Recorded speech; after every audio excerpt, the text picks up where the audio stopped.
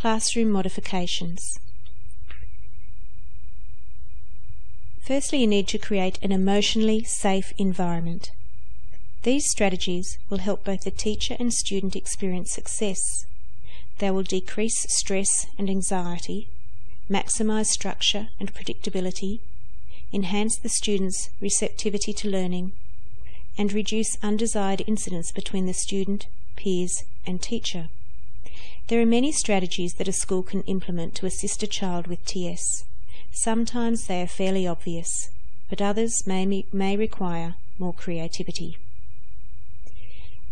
To designate a safe place for the student to go when tics are severe is really important. This might be the sick bay area, the office, the school counsellor, a particular staff member. It may be a beanbag in the back corner of the classroom or a spot in the hat room. Positive proactive supports for Tourette's are things like preferential seating. This might be near the door for a child that needs to be able to go to his or her safe zone on a regular basis, or it might mean being up at the front of the classroom directly near the teacher to avoid lack of focus.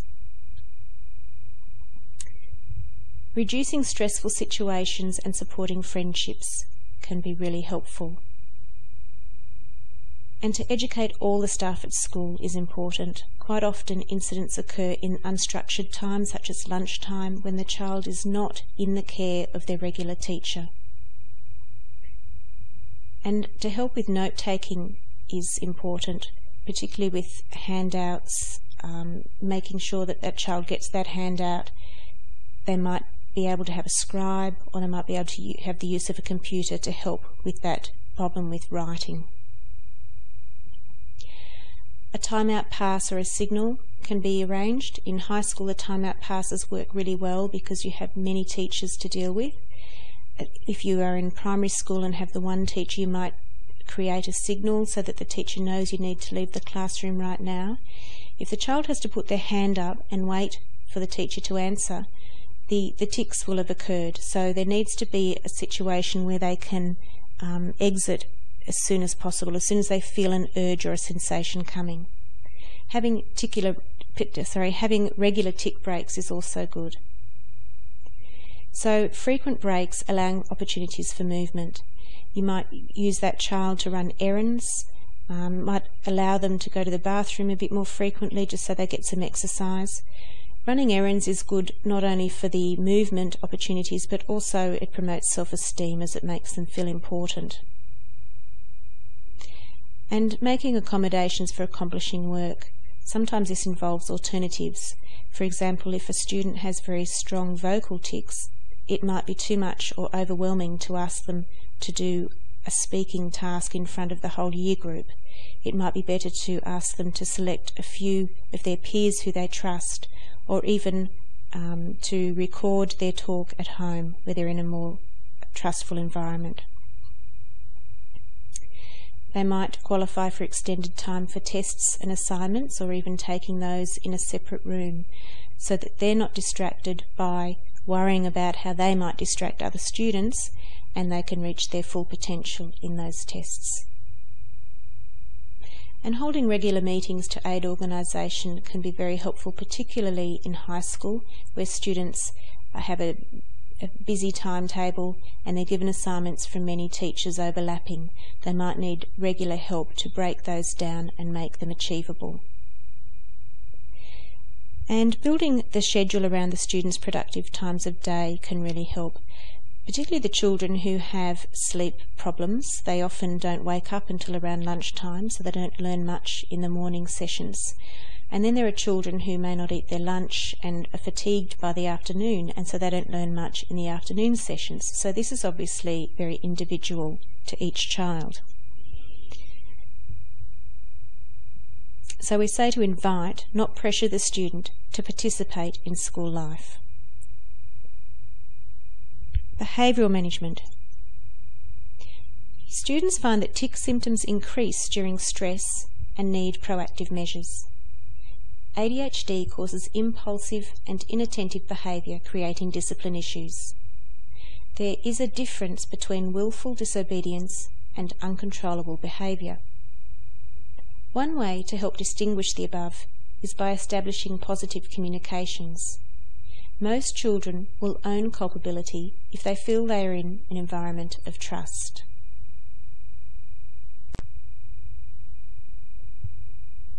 Behaviour is communication.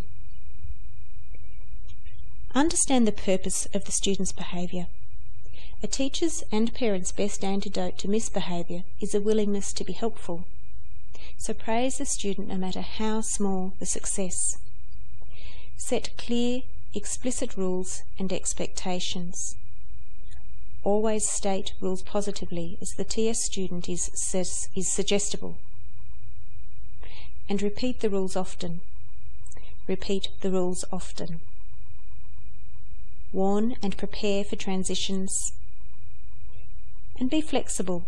The severity and intensity of symptoms will wax and wane and change. TS is not an excuse for bad behaviour, so encourage the student to assume responsibility for failure. Mistakes are valuable learning experiences. Accommodations at school. Accommodations are a balancing act between including the student in all school activities and organising their experience so that they can participate on their own terms. This may cause conflict with some school policies, but fair does not equal equal. A child mimicking tics or being deliberately disruptive and the child with tics or ADHD cannot be held responsible in the same way. The parent, teacher and student relationship form a team. Work with the family to identify times when symptoms are bad. Identify and foster the strengths of the child, such as art, music or sport, to build their self-esteem. Share information with parents. An informed, caring and supportive environment makes all the difference. Whatever happens at school affects the family when that child walks through the front door.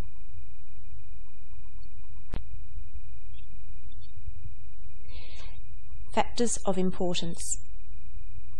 For social adaptation, the seriousness of attentional problems and intelligence, which is not affected by TS, the degree of family acceptance and support, and ego strength are often more important than the severity of motor and vocal tics. Some children with severe tics will go through life quite carefree because they have a strong ego, while other children who have seemingly innocuous or mild tics, yet a fragile ego, have devastating results from this condition. So true acceptance provides a sense of security, promoting self-esteem, and self-esteem is vital to achieving self-advocacy. School performance handicaps require special intervention. Even a bright student with TS who does not have a specific learning disability but has attentional problems will have their optimal functioning limited without special provisions in place. The capacity to cope is not always dependent on the actual symptoms, but linked to personality, family, and individual experiences. School can provide a safe place for children with TS to develop the coping skills they will need as adults. Positives of TS. People with TS often excel in creativity, intellect, sports, and musical ability. OCD can make one have an excellent eye for detail and accuracy.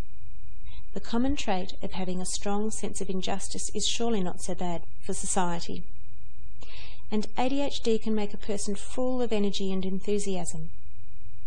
The personal experience of difference can create empathy for others. There have been many exceptionally successful people with Tourette syndrome. Australian Robbie Madison is freestyle motocross world champion at the time of this talk.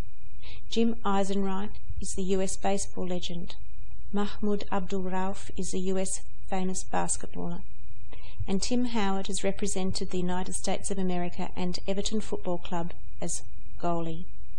Napoleon Bonaparte, military and political leader of France, Peter the Great, Emperor of Russia, Mozart, composer of the classical era, and Samuel Johnson, author of the first English dictionary in 1755, were all believed to have had Tourette syndrome. I'll leave you with a quote by Professor Valsamma Eapen that gives hope. Biology does not determine destiny.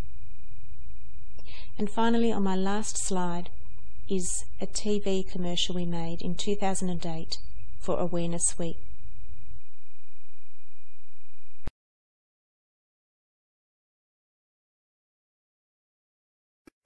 Sometimes it makes me feel embarrassed if there's somebody that says, "Hey, what did you do that for?" and stuff.